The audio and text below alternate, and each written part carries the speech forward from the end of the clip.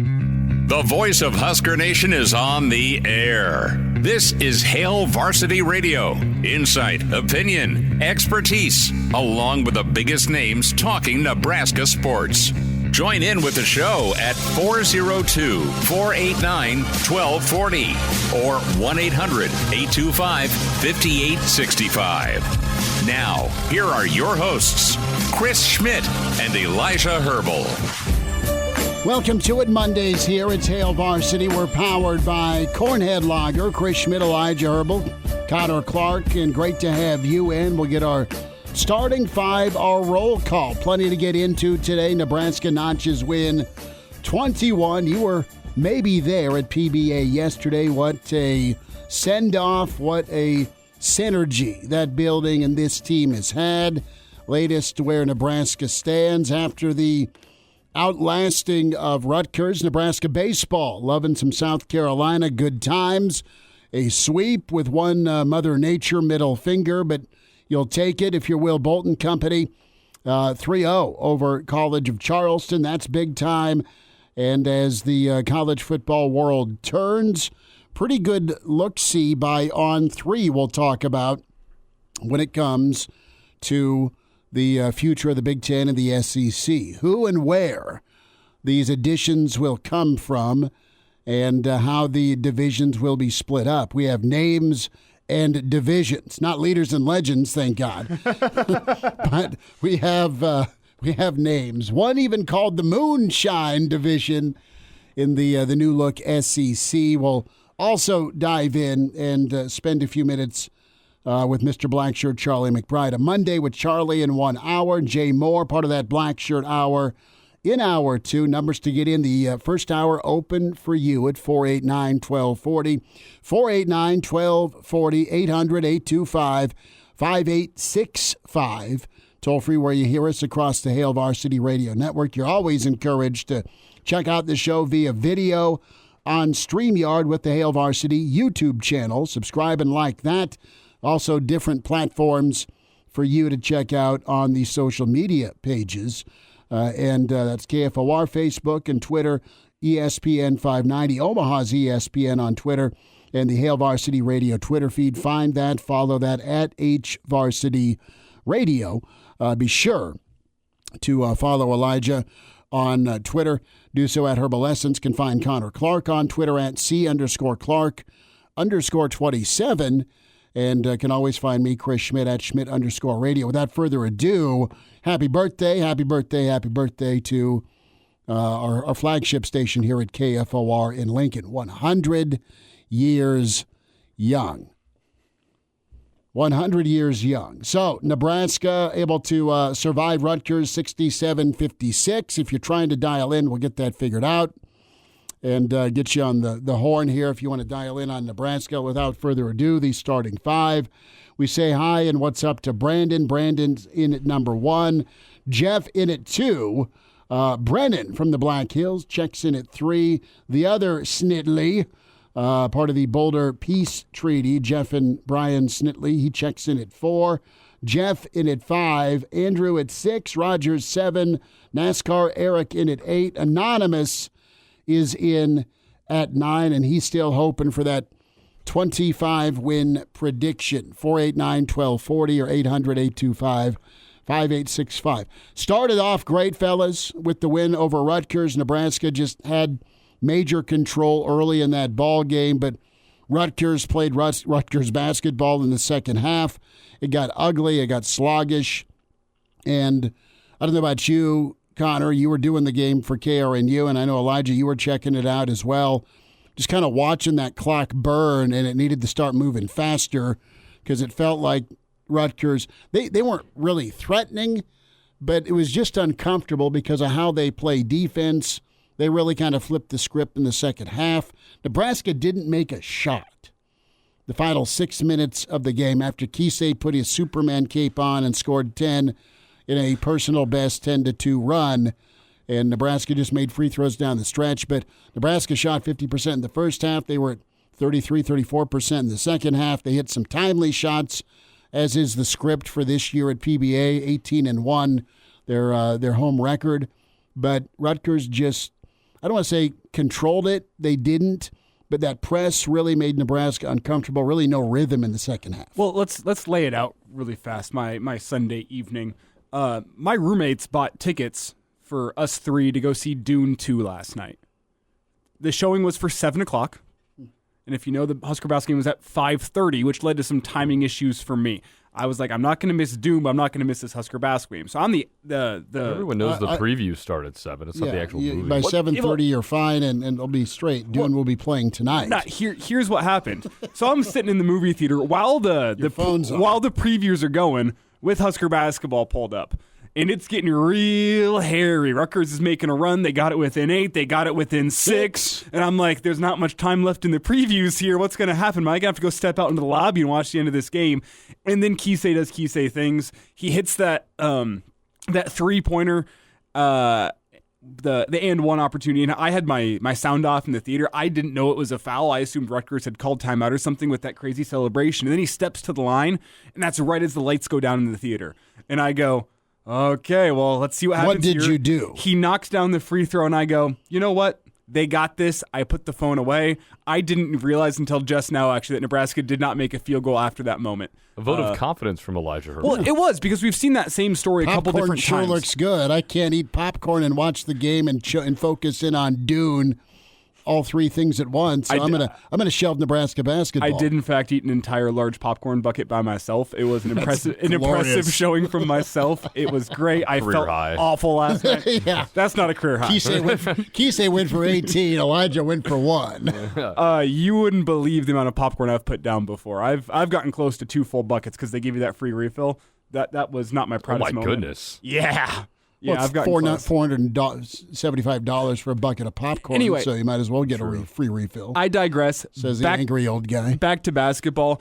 We've seen that story before at Pinnacle Bank this year. When Nebraska comes out firing, it gets somewhat hairy in the second half, and somebody steps up, whether it's CJ coming off the bench, whether it's Kisei, whether it's Mass. Somebody steps up, puts together a run, sometimes by themselves like it was last night, and Nebraska's able to pull away and hang on. As soon as Kisei hit that 4-point play, I went, you know what? I've seen this Husker basketball team enough. It might be the most confident I have felt in them all year long to say they have it from this point on. They've gotten their lead. There's 6 minutes left on the clock here. Could Rutgers come back? Yes, they could, but I have enough confidence in this team and what they've shown at Pinnacle Bank this year to think that they're going to be fine. Put the phone away. They were fine. The movie was better than fine. The movie was great. Highly recommend Dune 2 if you like the first one, by the way. Every shout-outs. But that's essentially my Sunday night. For the first time this season, maybe not the first time this season, but I felt confidence in what that team could go do down the stretch based on what they've already shown us this season, and it paid off for me. It's big. How fitting was the 10-0 run from Casey? I mean, you can't really draw it up any better. And as you said, Schmidt, I was doing the game yesterday, and it's 0 for 4 from 3. I mean, he only hit 1. Well, he had the and one before on the layup where he nearly ran up the stairs and came in high-five media row. Which was a pretty awesome celebration. But he hit the shot, and obviously, like, the whistle goes off after he releases it, and you could hear a pin drop in the building while that ball's in the air. And it went in, and, like, I was struggling to find the words to describe, like, that moment because it was just so, like, oh, my goodness, that just happened. This is ridiculous. Why are we even surprised at this point? But we still are. That was just a pretty spectacular moment and a great way to round out that home schedule. And to credit Nebraska, too, Rutgers made it a Rutgers game. I mean, they gave up, 2 points more than they give up a game. They were about 10 shy of their season average offensively. So they averaged in the mid-60s on both sides of the ball. And they were right there on defense, a little bit behind on offense, and obviously the first half had a big reason to do with that. They just couldn't hit a shot. But they still had, 10 takeaways in the first half? They did. 10 of 14. And that's what kept them in the game because Nebraska couldn't take care of the ball as well as they should have. And partially due to Rutgers' defense, too. They were picking up aggressively at half court throughout the majority of that game, and then you saw the full court press get in there, and it was a little out of control. But again, that's Rutgers basketball. They like to make things a little bit messy, and that's how they end up beating some pretty good teams. And really, that's how they beat Nebraska the first time around. I know it was high scoring, but they kind of made it weird. They made it ugly, and that's just how it worked. And the fact that Nebraska was able to still win by double digits without making a shot in the final 6 minutes. Unheard of stat, by the way. Well, that's ridiculous. Rutgers, 33% from the floor, 4-25 from 3, 10-19 from the free throw line. That is Rutgers basketball But right there. I mean, just UGLY, all capital, and they still made it happen to make Nebraska sweat. You thought they would. Would Nebraska cover? They needed the cover by 9. They won by 11. And, yeah, you had your senior moment for a lot of guys. You had a big 3 from Wiltshire. You had Kisei with his 10-2 run. And then I want to highlight Josiah Alec. Double-double. Yeah, he came out of the gates, 7. He was a monster. Yeah, 7 rebounds in the first half. I think 6 points. Got that dunk to get the crowd going. The crowd was on a heater themselves to start out the ball game. I mean, it was intense. It was loud. Building was juiced. It was hostile, and it was one more rodeo. And then there's this post-game. We'll hear a little bit of post-game.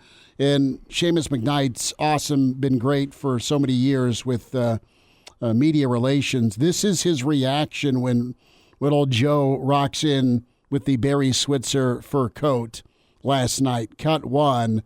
And this was pretty funny. This was before the players sat down. This was pretty good. We'll hear a little bit of Fred, too, talking about the velour tracksuit. We'll get into a little Fashion Monday. But it was comedy hour at the press. It was pretty good. Oh, dear God. I'll let you decide in a second. Oh, yes. How are we doing today? Everything good? Always. Okay, we'll open up for questions for Casey and the man in the fur coat. He puts his hair forward, whips it back. Joe is worried about his hair when he's wearing that damn jacket. But, I mean, straight up, I mean, it looks like one of Switzer's. He has the coyote, as he told us, in the Eisenhower beaver fur coat. So Switzer's like the one guy I've seen, been able to rock the fur coat, aside from Snoop, the Huggy Bear look. Well, we saw it last night. It wasn't just Josiah Alec rocking the fur coat. He gave it off to our colleague Mike Sauter with her. Yeah, and Mike Sauter got to put on awesome. the fur coat, and Sauter was rocking it as well. Sure. So I think Alec wears it well, though. It comes down to confidence, I think. I think that's what it comes down to with the fur coat. If you look like you're unconfident in the fur coat, you're not going to rock it. But if you have the confidence to put that thing on. You don't own the coat if you don't have the confidence to put it on. Good point. You might for 70. You spent $70 on it. Well, while we're speaking of the seniors here, Alec and Tominaga, Wiltshire, and we don't know, Wiltshire does have a season of eligibility. He might be coming back. I was trying to glean some information from his little senior video to see if we could get any hints about whether he's coming back. I didn't get anything. Something tells me he could be in line for more playing time next year, and that might lead him to come back. Obviously, we'll figure out whenever he makes that decision. But while we're talking about the seniors here, I'm not sure if you guys noticed this. They made light of it on the TV broadcast. Steve Peichel, the head coach of Rutgers, actually came out of the Rutgers locker room during Senior Day festivities to give a round of applause to all the seniors, watch them all walk. Hats off to him. What a classy move. I didn't realize that. In a big moment before you're going to take your team on the road.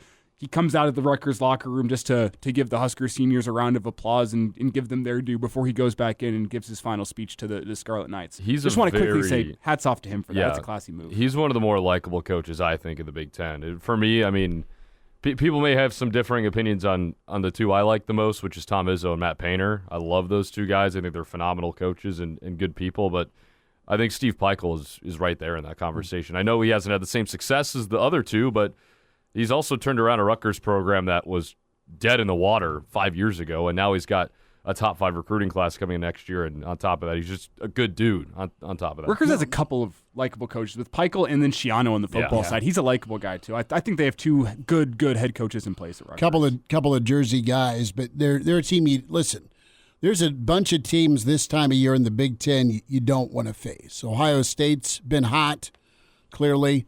Iowa right now is a pain in the neck. They have a monster showdown coming up here with Illinois.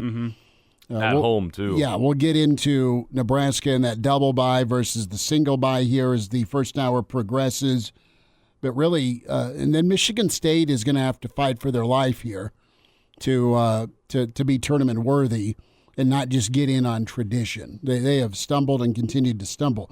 One last thought from Fred here before this segment ends.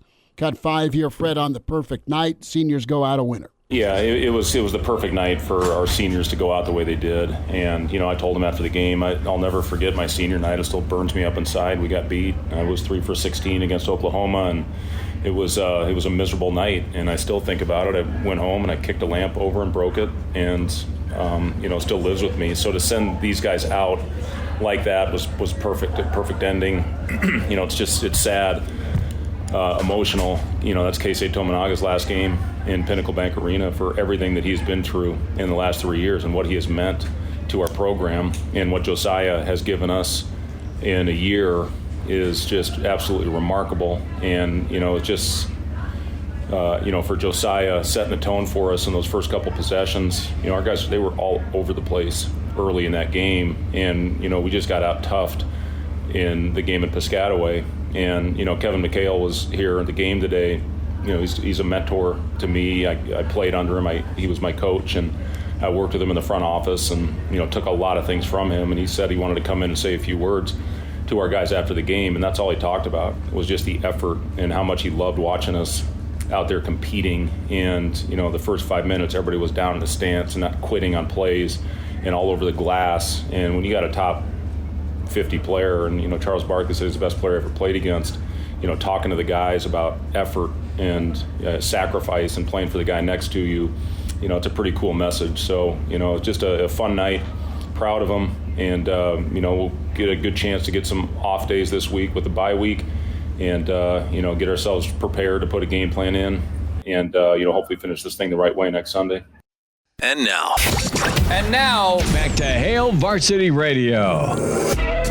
489-1240, 800-825-5865. Can always join the stream as well. Hail Varsity YouTube channel. Chris Schmidt, Elijah Herbel, Connor Clark. A little more from Fred Hoiberg coming up here this hour. Open phones this hour. Charlie McBride, Jay Moore to kick off hour 2. And the path to that double bye, fellas, it'd be nice. It'd be convenient. It'd be restful for the Big Red. Do they need it? Do they want it? I'm sure they want it. It's a reward.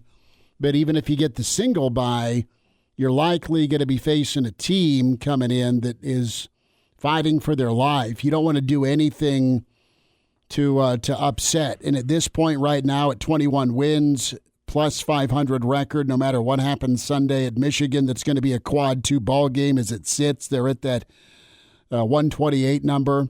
When it comes to their ranking, 135 and below moves you to quad 3. So take care of next Sunday if you're Nebraska. And I don't know how that thing's going to look, if it's, Jawan's swan song, if it's guys have checked out. You get the guy named Doug,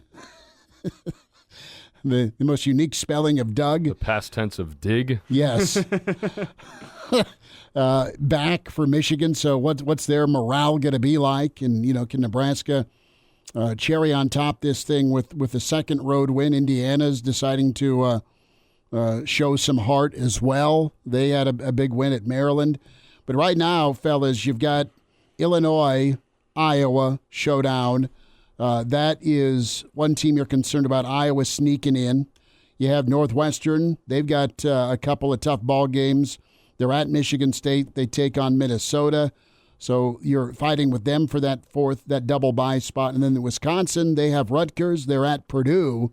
And you have the tiebreaker over Wisconsin. So you lose, it might get a little hairy. You win, you're that double bye, and you're fine.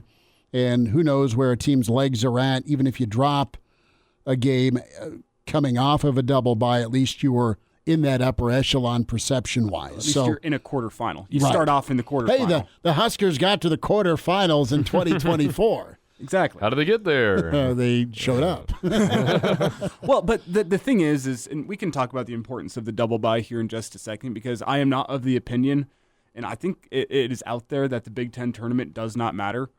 Like, I think the Big Ten tournament it matters for Sparty. It matters for Iowa. I think it matters for Nebraska because it's wide open.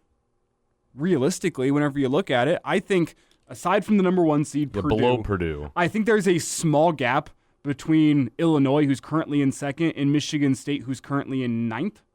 That's fair. I think there's a small gap in terms of talent. I think it's wide open. I think Nebraska, on a neutral floor, has a path to going, if you get the double bye, 2 wins and you're into the championship, and you'd probably have to go through Purdue if you're the 4 seed.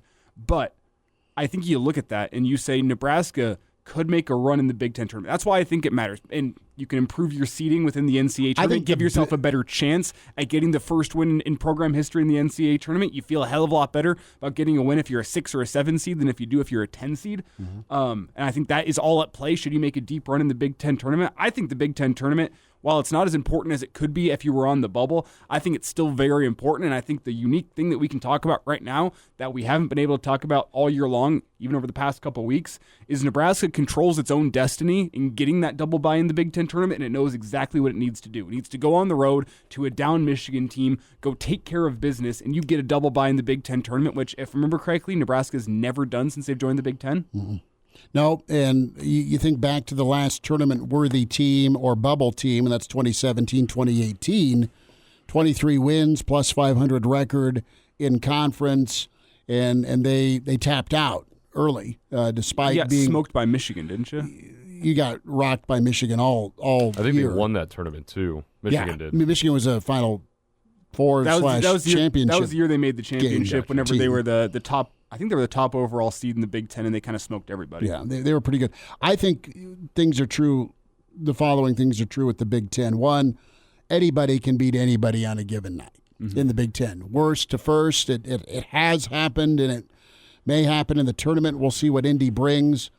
You don't want to exhaust yourself. Too many times a Big Ten team's made a run in the tournament to win the whole bleeping thing, and then they are gassed the following week in March. They fade out. Some of the great teams, some of the so-so teams, but a hot Big Ten team typically does not fare well going into March. It has to run through the Big Ten tournament to get into March Madness. So Nebraska's not in that position, but just from a well-being and a momentum standpoint, you want to go in playing high-level basketball, and Nebraska's played decent basketball. They've played tougher basketball, but from a shooting standpoint, they've not been at their midseason form where they were just lighting it up beyond the arc, making big shots.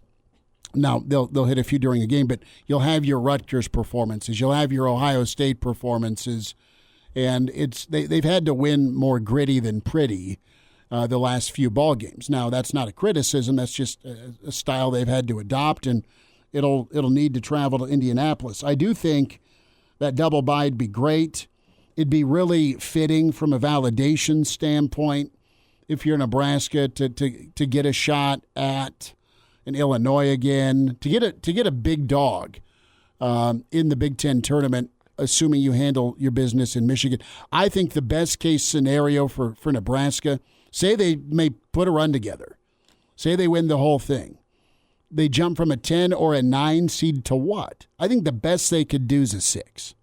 If they win the Big Ten tournament, the best they could do is a 6. I think it depends who you go through. If you go through both Purdue in a potential semifinal and, say, Illinois in a final, I think you can get up to a 5 seed, realistically. Because you would be a 25-win Big Ten champion. That's pretty good. That's great, but it's a 25-win Big Ten champion that is the champion of a league that's only going to get 6 teams. Yeah, but what if you beat 3 of those 6 teams on the way there? Well, you've done 2 out of 3 this year. But you could do it again, and you get your revenge factor on Illinois. You've proved it. A season sweep against Purdue? Yeah, that goes a long way. And because there's plenty of media people out there who still believe that Purdue is the best team in the country. I don't think they're the top dog, but they're certainly top 2, top 3. Give me them in Wisconsin in the championship. I'll watch that. But Wisconsin? Excuse me, UConn. Forgive me. Thank you. I was like, what? you just don't want it. The last thing you want and the last thing you need is to do all this work to get the double bye just to get bounced. Because your team has worked so hard. That's your next Nebraska fear, though. Yes, it is. I know. I'm aware. The problem with getting bounced is you're already a team that the committee looks at and goes, Yeah, they do it at home. They have that great home court advantage. I think it means something in terms of seeding to go do it on a neutral floor, go do it on the type of floor that you're going to be playing on the NCAA tournament. You're not going to be playing away games in the NCAA tournament, but the tournament selection committee has their red flags raised for Nebraska because of the lack of success away from home and how dominant they've been at home. Go get 1 or 2 wins on a neutral floor. That shows the selection committee, you know what, this isn't just a home team. It's a team that's good, that's had road struggles, which is different. It's different being a home team versus being a team that has just struggled on the road in the Big Ten, because a lot of teams have struggled on the road in the Big Ten. That 18-1 mark at home, if you can validate that with some neutral court performances, I think that means a lot for your seeding in the NCAA tournament. This is funny because I think this is going to make the Big Ten tournament, which it's always chaos. We saw that last year too with Penn State and Ohio State making a pretty solid run. There are 2 teams in this conference that have a winning record on the road. I know this is played on a neutral floor, and I know that there will be pretty good turnouts for at least the top 6 teams that will be playing in there. But this could turn into just complete wish-wash outside of Purdue, probably. Purdue's 6-3 on the road in conference, and their losses, or one of them is here, obviously. But that's going to be really, really interesting. Now, you go to the neutral records, and it's a little bit different. Purdue's 5-0, Illinois is 2-0. Ohio State is 4-0 on a neutral floor, which is really interesting. But I think that road record, because, again, I know Nebraska has struggled on the road. They have 1 Big Ten road win. They have 2 road wins overall. But every single team in this conference, with the exception of 2... Who's the other? Illinois. Illinois, because they're 5-4. They're 5-5 now, aren't they? No, they're 5-4. On the road? Yeah. It's like, this is complete wish-wash behind those 2. I hope I'm wrong come the Monday after selection Sunday and Nebraska runs through Indy and wins the Big Ten tournament. I think we're all in agreement that there's validation, the prove-it factor. You win on a neutral court. It's not quite road, but it's good enough. That's what the NCAA tournament's going to be. Sure, and say that is coming off of a road win at Michigan.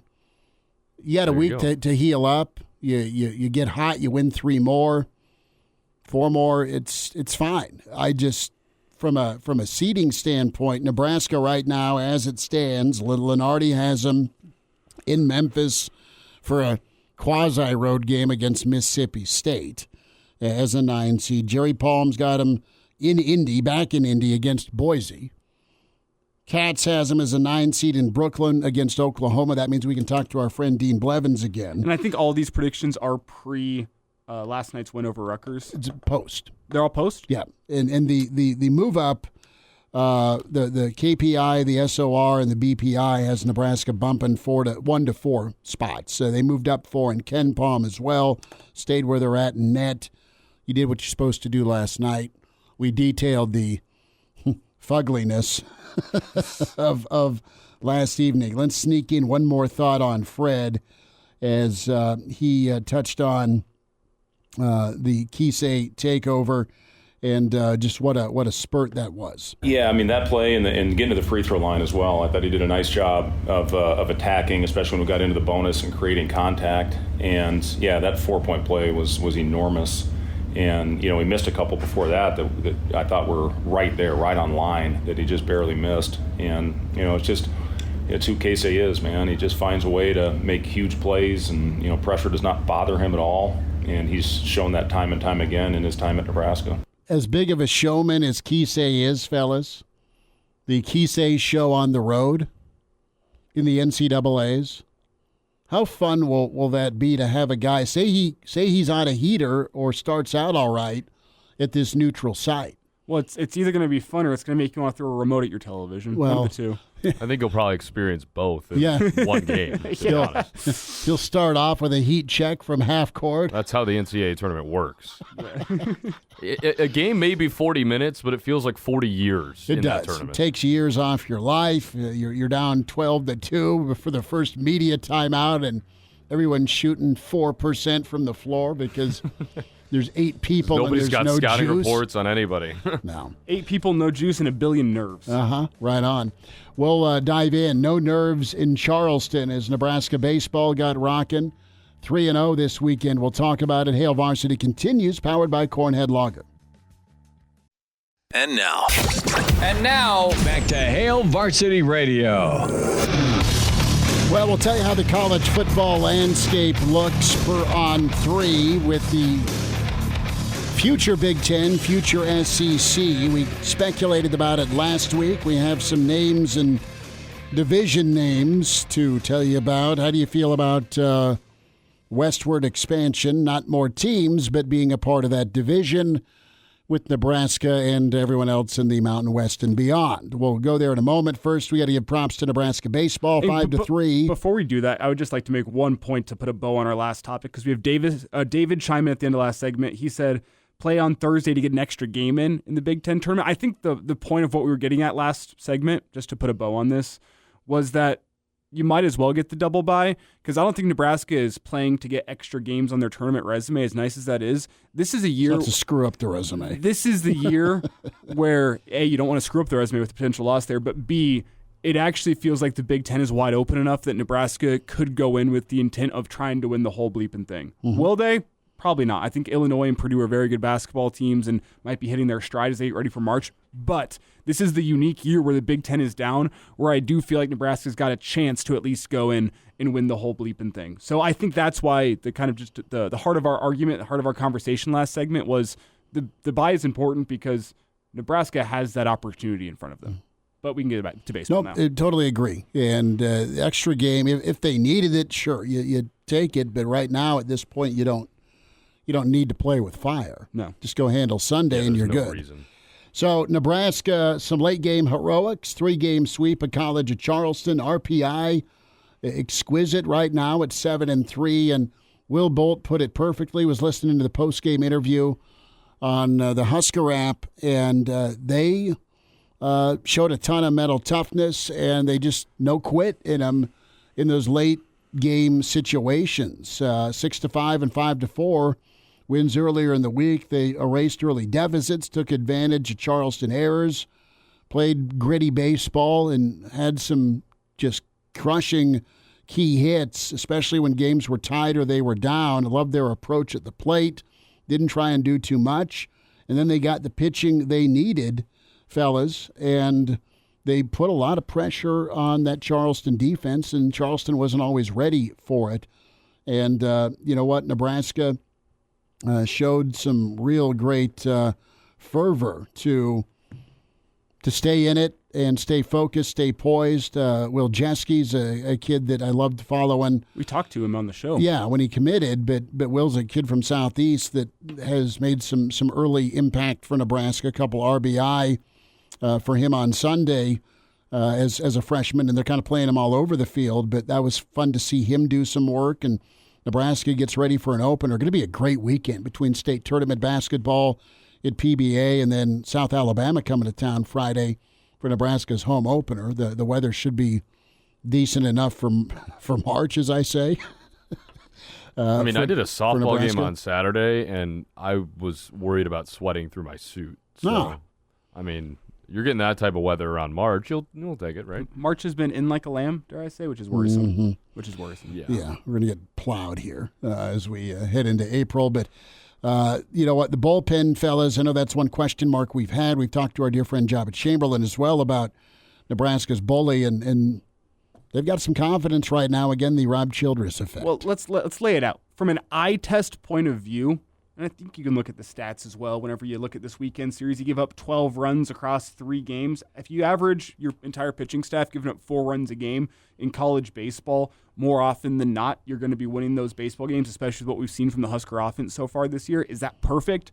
No. Would you like it to be below 4? I'm sure you would. Mm-hmm. That being said, from an eye test and what you see these pitchers put together on the mound, it seems that they have more confidence, not only in themselves, but I think they have more confidence in the Husker offense to be able to go back them up if you do give up a run. You see them in those moments where you have runners in scoring position. Whenever things get a little dicey, they're not losing any confidence. They're still going out there and they're challenging hitters.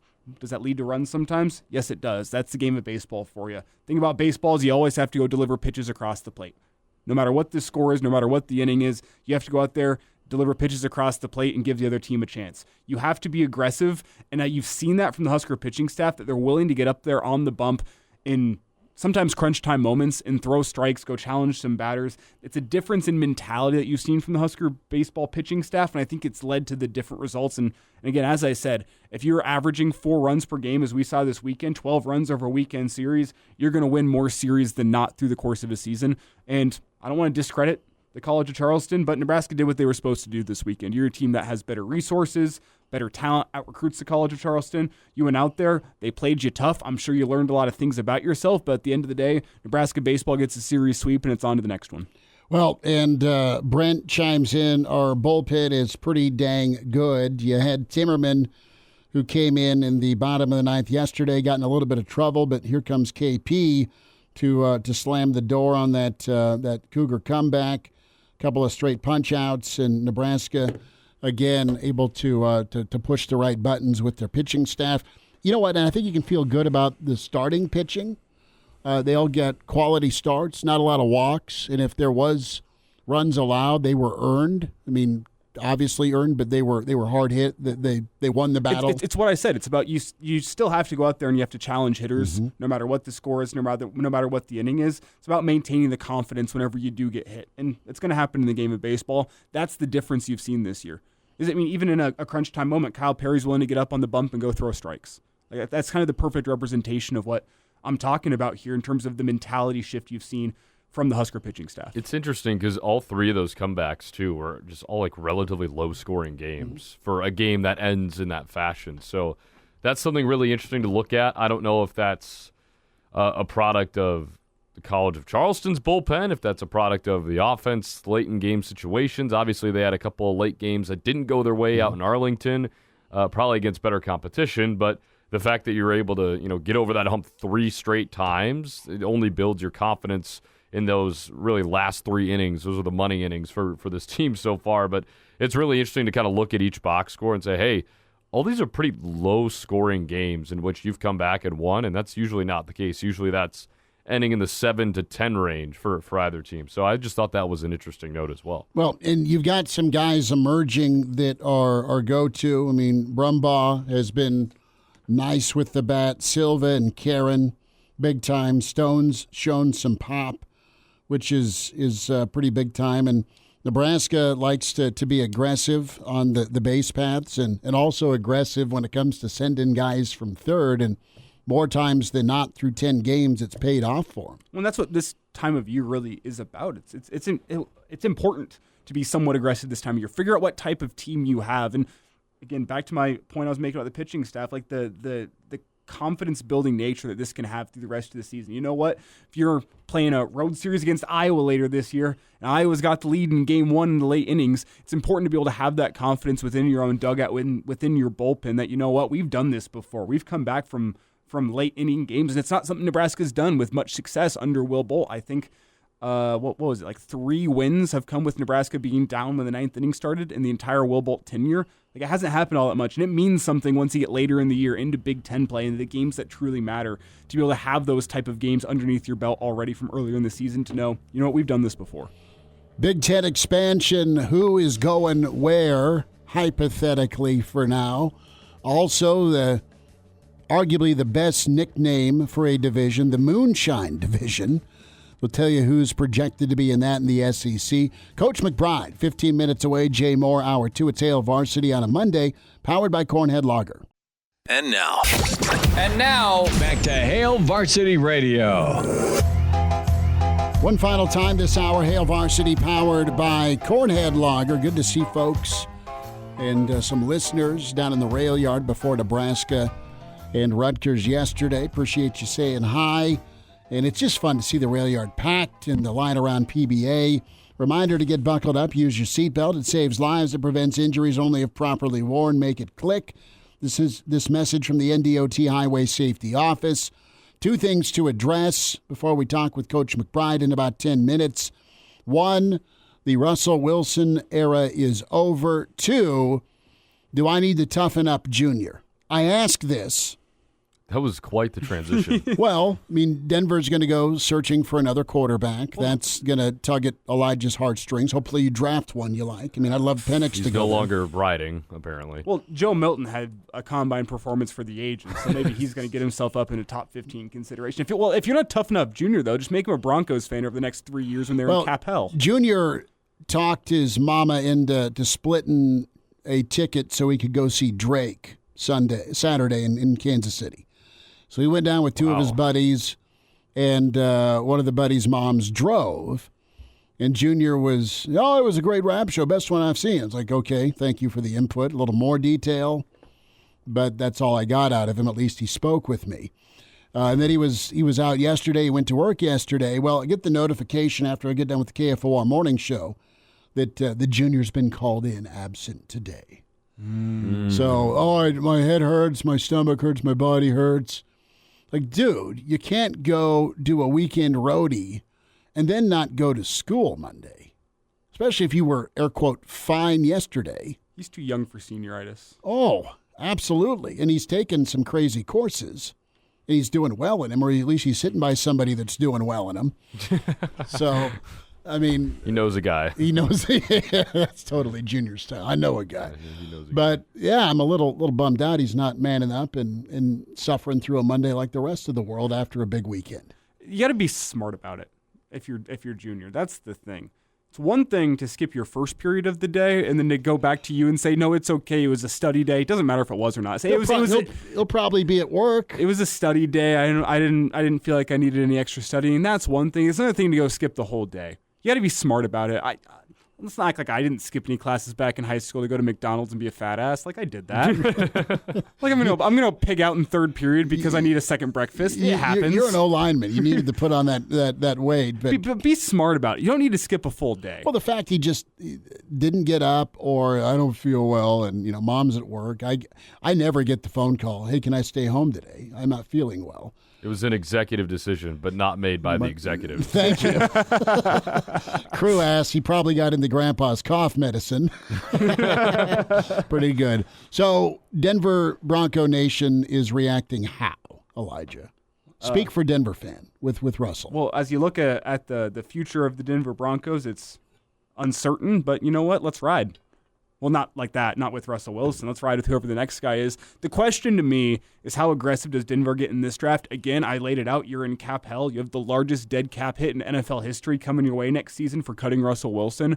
You're probably going to have to lose some stars. Are you able to trade those guys away, get yourself some draft capital? Do you want to build up the other areas in the team that are bad aside from quarterback, looking at what could be a weak quarterback class next year? It's kind of the question to me. This is your year to go find somebody you like. Justin Fields, you are a Denver Bronco. I wouldn't hate that.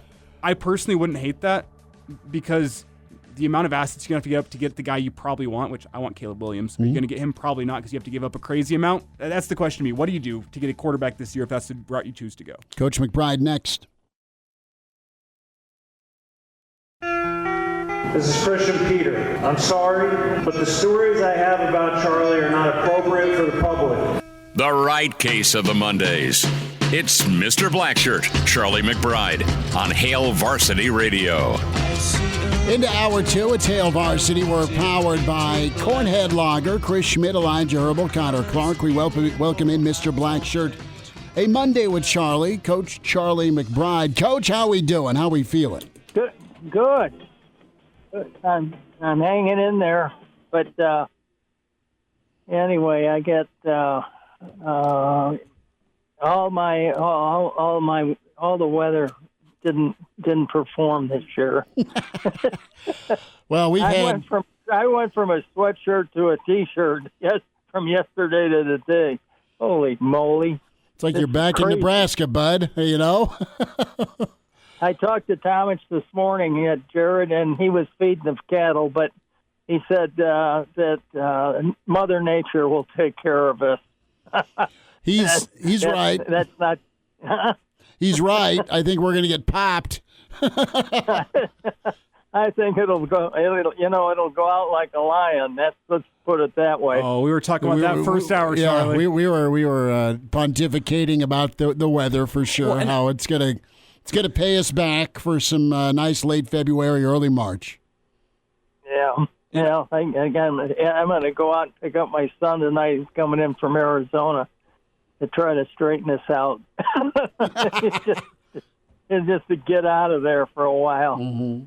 And I know we didn't really dive into it in hour one, but we briefly talked about potential new division names in college football. How about you put Nebraska in the 60-degree temperature fluctuation division? Just throw all the Midwestern schools in there. You got Michigan, Michigan State, Nebraska, all the schools that are just kind of in that Midwest region. It's the 60-degree fluctuation expected division of college football. It should be. It wouldn't be so bad without the win division. Oh, that's good too. That's what it should be. That's good too.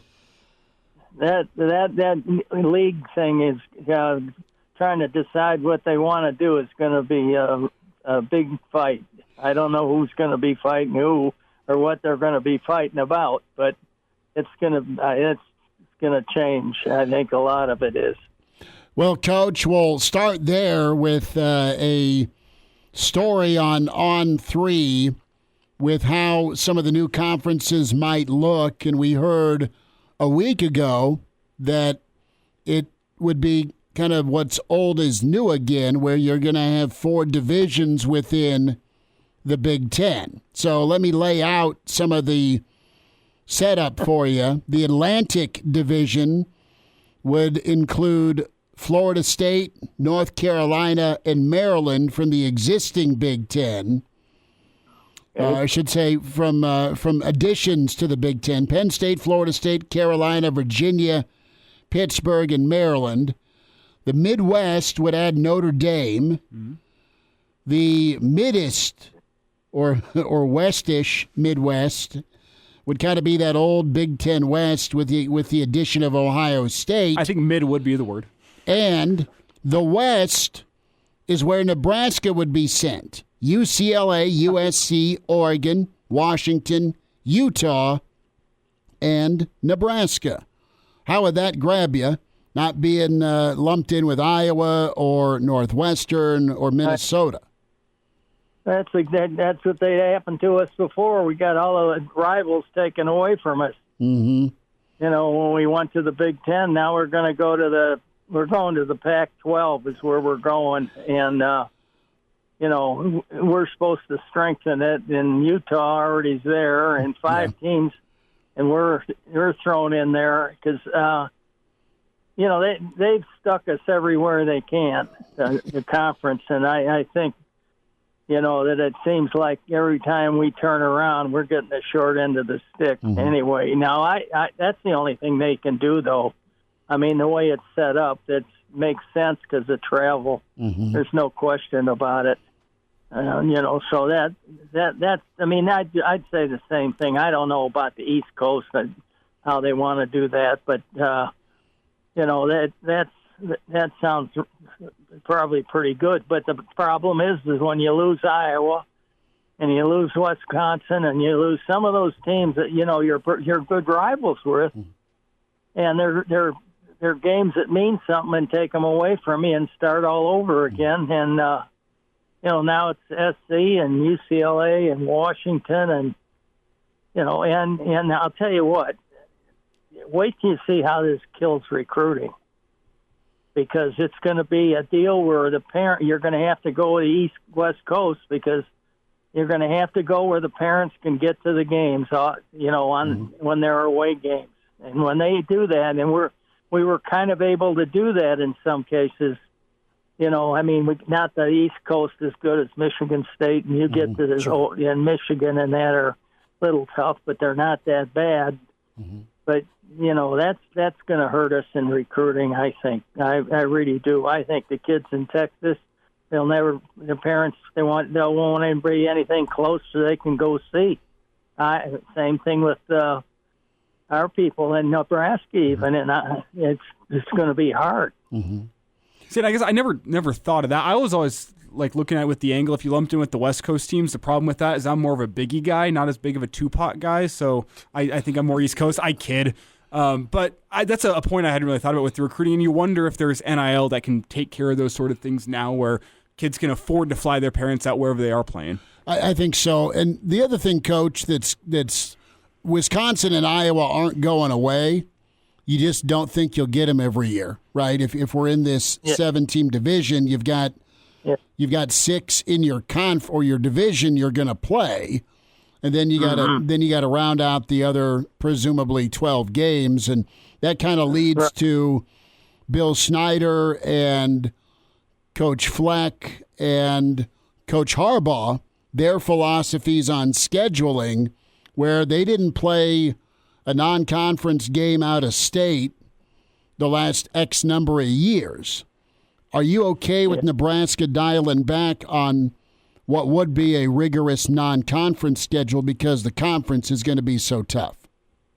Well, I think you can for a couple of games, and a couple other games you just want to make them in the region. You might want to go back to CSU. You might want to go back. That'll be a tough game. It always was with Colorado, and the other one was Wyoming, and those are teams you could almost call in-state or close by, and so those would come into effect, I would guess. Anyway, I mean that's just common sense a little bit that tells you that, and then there's the Air Force Academy, and there's other teams that are out of that Western Athletic Conference. I think that aren't gone. You still got Colorado hanging around, and even though I know a little bit about the area, my favorite thing about Colorado, I wouldn't go there with a 10-foot pole. But you went. I know. I mean, I wouldn't go to school there.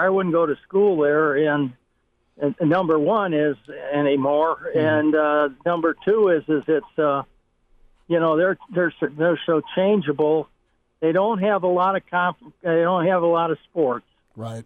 Okay, and you're playing nobody. You're playing football, and I heard they were going to try to put baseball back. That would help. And of course, they don't have wrestling. They don't have gymnastics. They don't have swimming. They don't have So I mean, it takes something out of that part of the conference, in the fact that you're going to have to go to some other schools and other conferences, and probably go back to the Missouris and Oklahomas and Oklahoma States for some of those games. I don't know, but a tough conference games, a couple, it doesn't hurt. But I think that first game has got to be semi-tough. I mean, it's got to be something, you're going to be not just a run on the field job, but a good football game, that you can play that you should beat them, and that's it. Well, where the money goes nowadays, I don't know. I mean, they've changed things so much around that Notre Dame is a question. How are they going to? They always kept everything. And so I don't know what that's going to happen there. Well, here's what I'm confused about, because obviously I know we're talking about hypotheticals and divisions and all this other good stuff, but when it comes to conference realignment, it doesn't really seem like geography matters at all. And then when you put these divisions together, it seems like geography is the deciding factor. So, I mean, how do you go about kind of finding the middle road? Question. Right. There's no question about that. And I could smell that baby coming. Now, here's the problem. We got, almost 2 million people in the state of Nebraska. And we're going to recruit our best kids in state. They're looking at 30 million plus in California. And every one of those schools is feeding off of California primarily. I mean, if you look and see, Washington, Oregon, all of them are feeding off of the 30 million plus their people. And yeah, they go to the East Coast for a kid, and that's the way they used to do it anyway.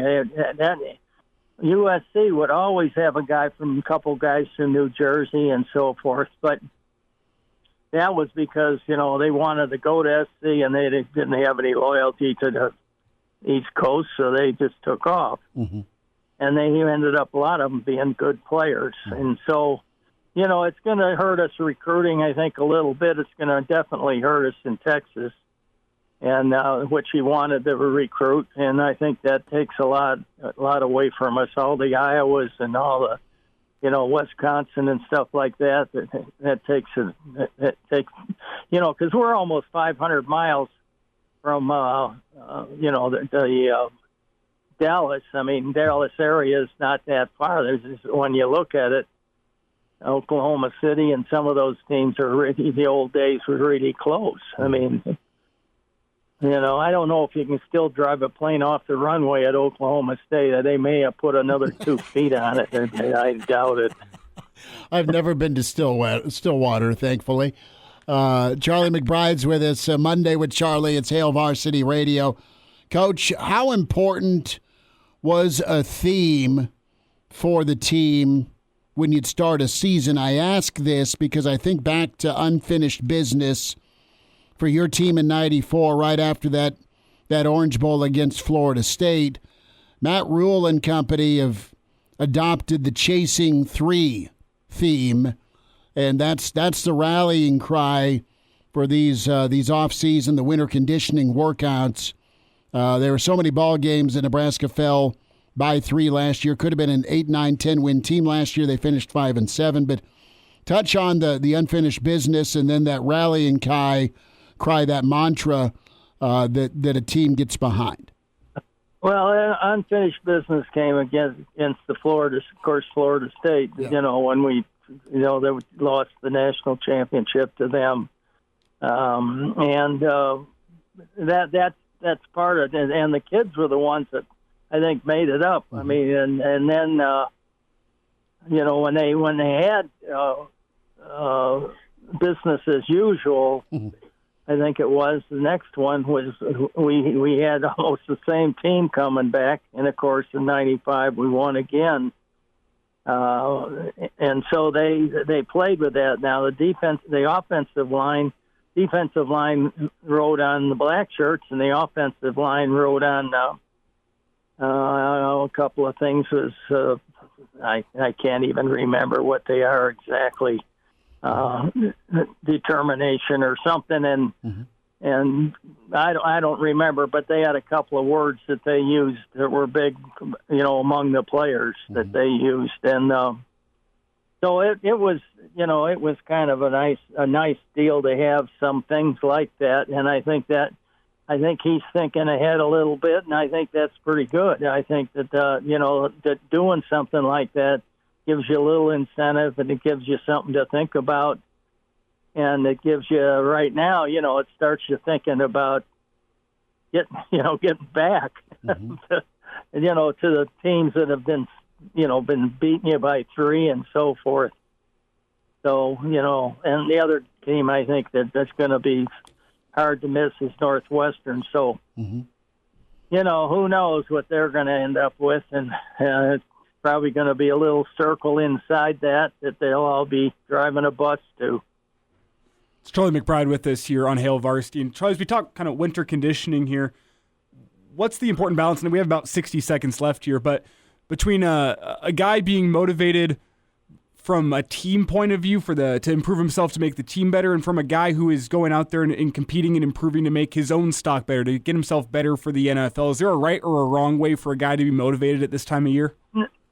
I don't think so. I really don't. I don't think our kids thought in that direction. They were when the thing is organized right, it takes you kind of out of that thinking and puts you into the university, program and stuff like that. So I think that there's, that the kids are all thinking about improvement, no matter whether they're going to another year after this or the year after this, 2 years or 3 years, and the guys that are going to the NFL are naturally, you'll see them in the weight room maybe more. I know a lot of the guys, that's the one thing I did notice. That's where you will notice something, is guys going in the weight room on free time more than usual. Coach, say hi to the fam. We'll check in with you next Monday, okay? Okay, guys, get that conference straightened out. Yeah, we'll work on it. Right. Well, I got an idea for Jay. Fun. We'll get into that next time. We got an idea. We'll figure it out. Coach, you take care. Appreciate your time as always, sir. Okay, guys. Good to be with you. I'll talk to you later. All right. Bye. Thanks, Charlie. There he is, Mr. Blackshirt, Charlie McBride. Blackshirt Hour commences. Jay Moore going to be with us. It's Hail Varsity on a Monday, powered by Cornhead Lager. All-State, 2-year starter, and rush in for the Big Red and NFL vet. Is Dudeness or Duder or, El Duderino if you're not into the whole brevity thing. It's Blackshirt Jay Moore with Hail Varsity Radio. Back into it, the Blackshirt Hour commences. Hail Varsity Radio. Chris Schmidt, Elijah Herbel, Connor Clark. Jay Moore with his co-host Big Red Rapid. Black back with us here. Blackshirt Husker NFLer. What's Point that? and laugh. One more time? Blackshirt Husker NFLer. Jay Moore with us at JMoore44. Point and laugh, children. So, Bird, how we doing? Now I'll let you talk. I'm doing good. Just trying to get back in the swing of things. It's March. It's time when this favorite time of year. You get more basketball tournament time. Masters is about a month away, and good weather in golf. So, yeah, it's we're getting going here. Well, we'll dive in with some stuff from On3 as they have put together this super conference of Big Ten and SEC. The thought last week when we talked was you're going to have 4 divisions within the Big Ten, 4 within the SEC, as they lay it out, and some names and some teams with the Atlantic Division, including North Carolina, Florida State in the Big Ten, along with Virginia and Pittsburgh. Those are additions. In the Midwest, you'll have Notre Dame added to the Big Ten. Your traditional Big Ten West adding Ohio State to the West Midwest. And then the West Division has Utah and Nebraska, along with UCLA, USC, and Oregon. How's that grab you? You get Utah, you get Notre Dame, and then you add Pitt, Virginia, North Carolina, Florida State. That makes sense from geographically. I think we discussed last week a little bit just on how it could potentially play out. You would think if,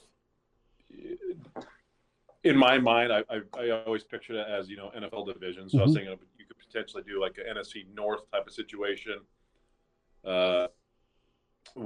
within the Big Ten. But I see if they're, kind of going, more East-West type of geographically, that makes sense. If you're going to add Utah and have Nebraska in there, and then have obviously the Pac-12 schools that are joining in 2024. So I'm excited about it. I think it's interesting. It's always conference realignment. It's been going on since really Nebraska. Honestly, let's be honest. When the Big 12 kind of joined and brought over, Texas Tech and Texas and those schools, and then obviously Nebraska make the really big move to the Big Ten in 2011. So it's a fun discussion, and it's just like I said, it's just a matter of time before this all gets situated and all the many, many billions of dollars gets thrown on the table for TV contracts, and you better be, these schools better have a plan. And you don't want to get left in the dust. You better have a plan on which direction you want to go to get this money into, and be a part of something.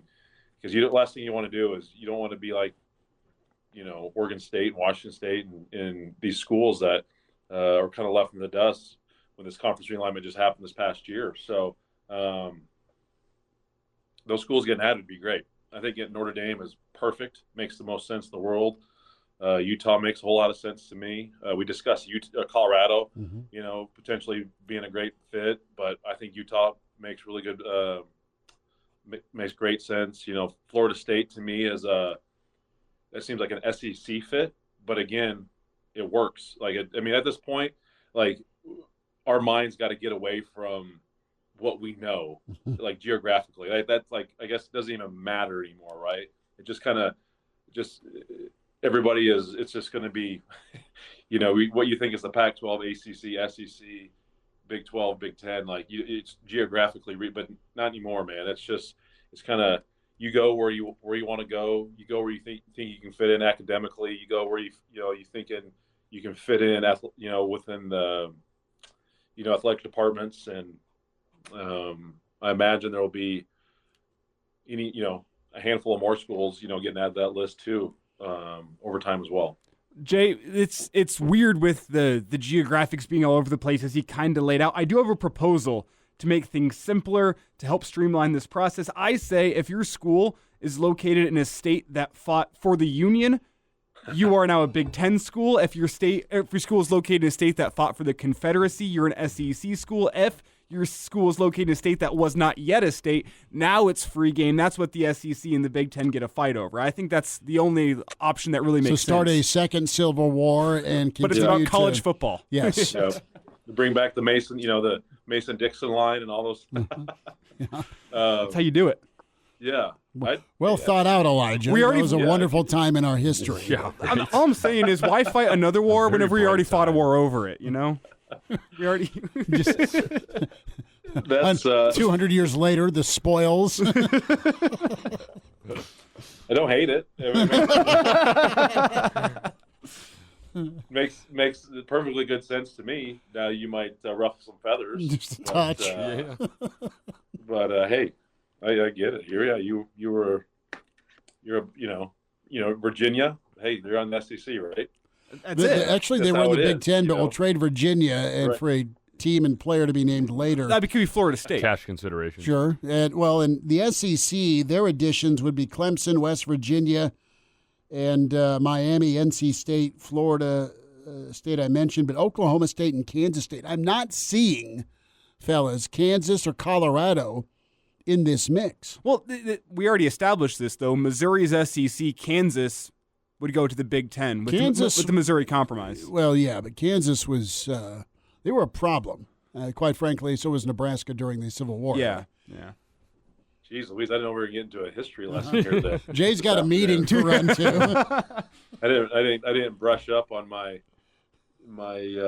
history 101 here. It's all right. The Hatfields versus McCoys. Yeah. Right.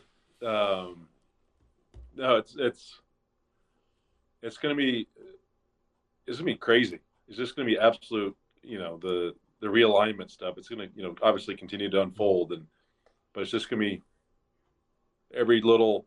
Things are be coming out. I feel like every month to every week about who's going where and what's happening, but it's just the nature of the beast in the world we live in now, with how things have changed within college football and college athletics. Period. I can't wait to read about it, hear about it, but I would love to fast forward 5 years and see where we're all at, with everything, because it's going to be drastically different than even what we're dealing with now. Well, is there a part of you, Jay, that's kind of nervous for what all this is going to look like? Because for me, it's like, okay, all this has, it's good in theory, but I feel like there's just so many components thrown into this that one thing could go wrong and then all of a sudden it's hellfire. Yeah, I don't know if it's concerning, but I think just the way to get some sort of control over college athletics. Obviously, you want to call it the Wild Wild West. You want to call it, chaos, dumpster fire, or whatever you want to call it. It needs to get some sort of control and some, I guess, just guidelines that everyone can obey by and follow. And that's going to happen. Just kind of getting everyone on the same page. And the NCAA is not going to be involved anymore. Let's be honest. I think this is just going to be the way of the student athletes becoming employees of the university. You're going to have profit sharing. You're going to have a collective bargaining agreement with universities or the new organization that gets formed. You're going to need to have a commissioner that's going to oversee this. You have the Roger Goodell of college football, right? And then essentially your athletic directors are the owners that you're going to work with, conference commissioners as well, being a part of this, and how many conferences we have left after all this is said and done, maybe just 2. But I get it. Like, it is like, man, what are we doing? Essentially, college athletics is now, obviously football and basketball, they're professional athletes. This is what it is now. They just have to pass a certain, credit, have to be eligible, have to take 12 credit hours a semester to be eligible, but they're getting paid. And they're getting endorsement deals, and they're making money, and they're making damn good money. And I have no problem with that, but you have to get it somehow under control. Everyone's on the same playing field.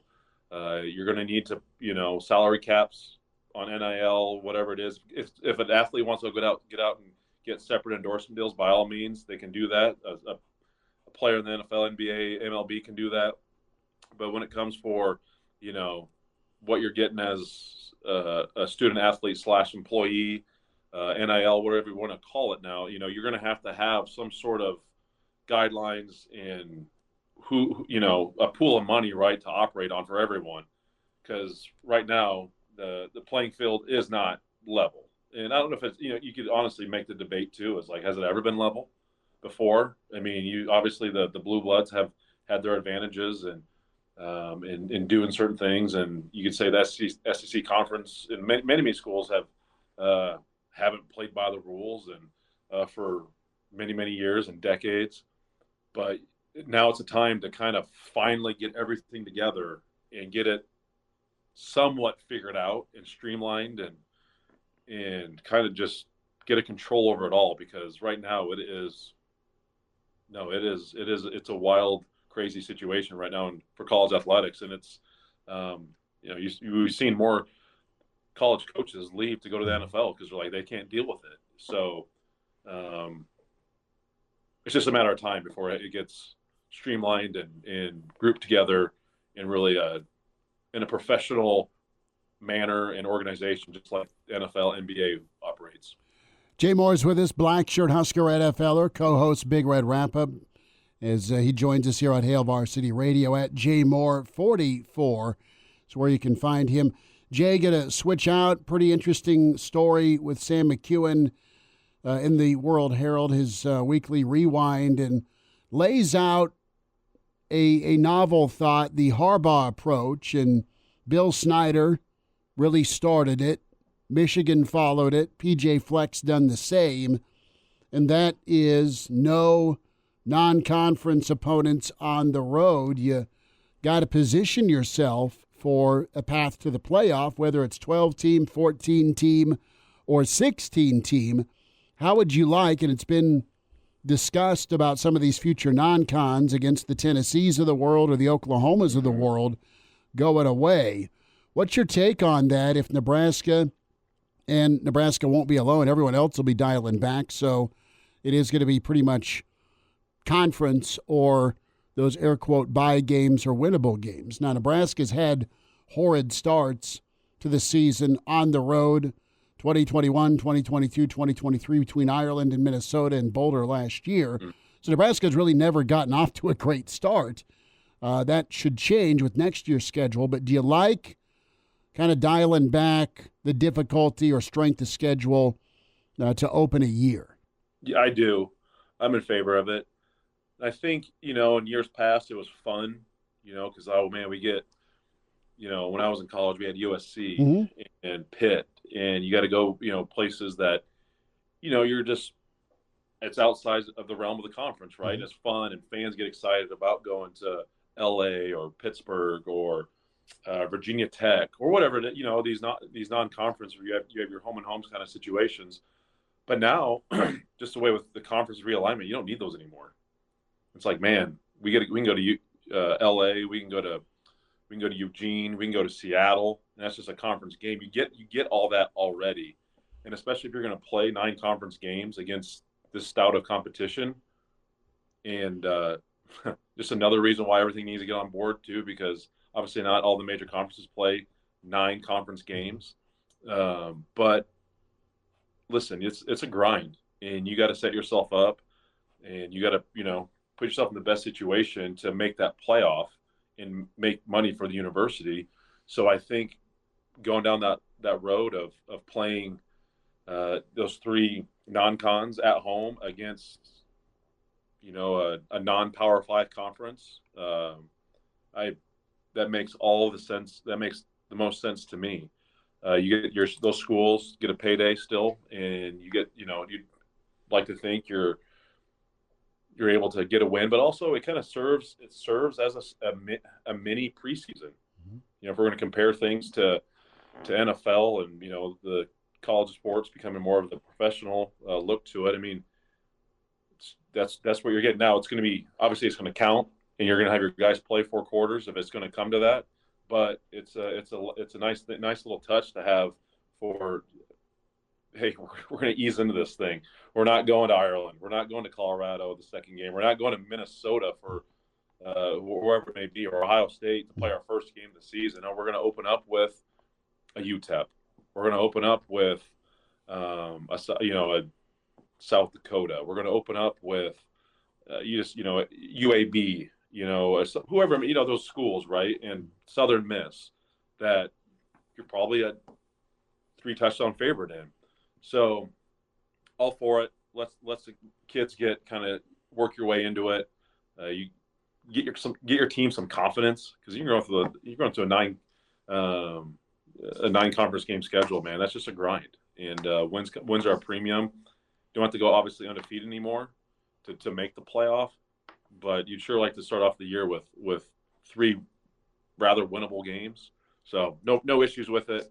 And again, if the Big Ten implements that, whoever, I think everyone would be completely on board with it too, because the conference realignment. You get those fun non-conference games of the past. You get them in your conference now, and so I think that box is checked off. Jay, it's a balance, I think, early in the season, and you and I have a different perspective, me from the outside looking in, you having done it and played it, but you want to be able to build confidence and build momentum headed into your conference slate, but you also want to learn some things about yourself. I think back to that 2016 season where you get Oregon at home, and you have to have a great second half performance. You go and win that game. Not only do you build momentum and confidence, but that team also learned some things about itself and got better. And I guess my question to you is, how much do you learn about yourself? How much better can you get by going and beating, say, UTEP by 35? Are there lessons that can be taken from that aside from building confidence and momentum? Yeah, I think the biggest thing is you can't simulate live game action. You can scrimmage, you can do as many scrimmages as you want, but until it's someone else, until results matter, that's the biggest thing you get. And if you get that, you are able to make some mistakes early in the season, whether you're a true freshman or a senior, like they're gonna happen, and you can still learn from those mistakes and have a coachable moment, but still win the football game. I think that's a huge advantage to have, and that's a plus. That's why I think I'm a fan for that, because you can, I mean, play a Colorado, play a Minnesota, play whoever this is, and make some mistakes and lose. It can affect the confidence and the psyche of a team and of that individual greater. I think the most importantly, if you win, that's awesome. I think that's what you want. If you make a mistake, and they're going to happen, and you're able to win, that helps. Just the psychology of it all, in my opinion. But all of a sudden, you make a mistake and you lose the game, that can it just has a greater effect. And I'd like to think guys are mentally tough and wouldn't be affected by that, but I don't know. I think that you make these mistakes in bigger opponent games early in the season, that it's hard to get momentum. And I think momentum is such an important aspect of the game, and especially in college football, that you want to get off to a good start and get your guys all the confidence in the world. And like I said, teachable, coachable moments in a win is important. And sometimes you just don't get that in a game where you open it up with a conference opponent or another Power 5 type of opponent in game 1 or game 2. So I'm all for it. Jay Morris with his Black Shirt Husker NFLer at JMoore44. Co-host Big Red Wrap-Up. Jay, a final thought is about a minute here or so. Jason Kelsey stepping down, one of the best to do it. Showed up at his presser this morning, no shirt, no sleeves, I should say. He had a cut off. He had his shirt on. It would have been crazy if he was shirt off. But, that could have been par for the course, too. But one of the best to do it. A thought on his career, 13 years. Yeah, I mean, one of the best centers to ever play football. He'd be a first ballot Hall of Famer. Just played the game the right way. I think he always had a great mentality. I love, he didn't get caught up in, the hype of it all. Obviously, a successful, podcast with his brother, but obviously two different, drastically different people. It comes from a Cincinnati college, football program that obviously not a huge powerhouse. But would he have been there with Kelly? Yeah, Kelly recruited him and his brother. They had a lot of success. So when he was playing, so that makes all the sense in the world as well. But just a fantastic career. Would probably love to get another Super Bowl under his belt, but man, hats off to him. Stayed healthy too. Mm-hmm. That's the biggest thing. But just an absolute athlete too. I don't think you watch film. I don't think that's he doesn't get that attribute. How athletic he was, the ability to pull and get out in space. Man, now it's interesting to see, with him stepping down. It's Cam's time. Yeah, there you go. That's where it's him stepping in, and the attributes are really, really similar. Really, really good athlete, and obviously the Eagles saw the writing on the wall in drafting him. So, but man, yeah, hats off. It's always when a guy can play that long and stay healthy and do it the right way is really, really cool to see. Because in the best thing I've always said is you go out on your own terms. Mm-hmm. That's what you want to do. I was not able to do that. A lot of guys, majority of guys aren't able to do that. The great ones and the best ones are able to go out on their own terms, and he definitely did that. Next stop, Canton. That's right. That's for sure. Just hop, skip, and a jump from Cleveland, where he grew up. Jay will check in next week. Appreciate you much. Thanks for joining us. Yep, you got it. Thanks, guys.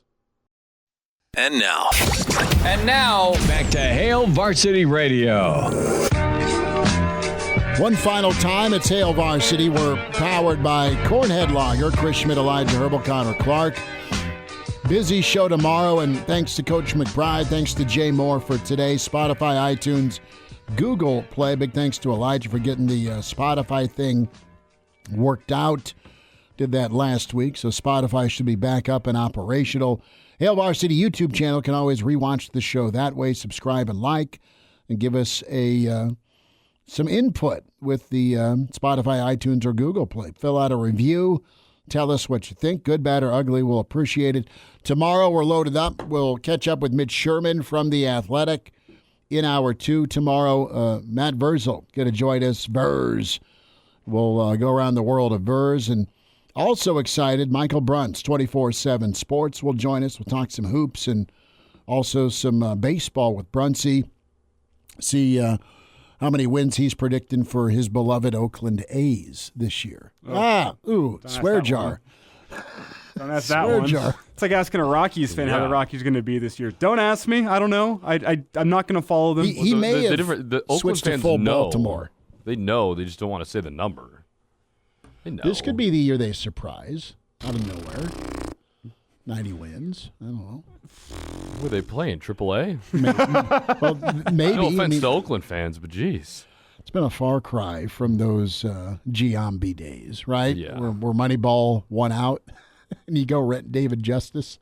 Nobody says I'm going to point at Pete, all right? Yeah, that's pretty good. You want me to speak? Yeah, I do. I do. Plans tonight? What do you guys got going? Well, I was telling Connor before the show, and you a little bit. I spent my weekend, I went and saw Dune.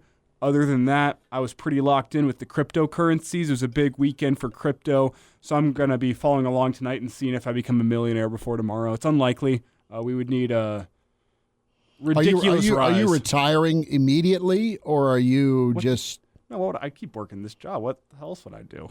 You know how bored I'd get if I was just retired at age 24? It would just be you could do a lot of things without The any show stress. could go on the road every weekend. Yeah. Thank you, Elijah. I'd find somebody else to do the Saturday show for me so they'd actually be here at 7:45. Lord knows I'm a millionaire. I'd be rolling in here at 8:15 for the Saturday show. Elijah, if I knew is that you the were a same millionaire, shirt you had on last night? Yeah, so. Yeah, so. Put on your Broncos hat. It's a new era. Yes.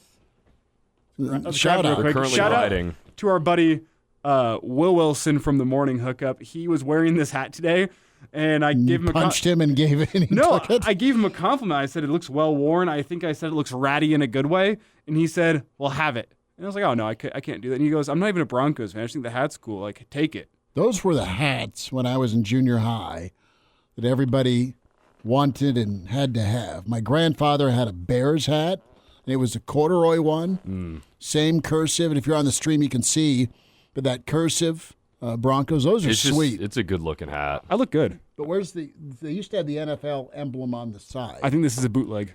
Oh. Let's check the inside. It looks good regardless. Yeah, I like it. We'll hit some NFL with Verse tomorrow. Maybe you two Bears fans can commiserate. We can only hope. On what to do. Give the Broncos Justin Fields for pennies. That's what I like. Does Nebraska drop chasing 3 tomorrow? We'll see. Is that later in the week? Maybe next week. Maybe they do a 2-week thing. Yeah, perhaps. Thanks for tuning in. We appreciate you much. And we'll talk tomorrow at 4 on Hail Varsity.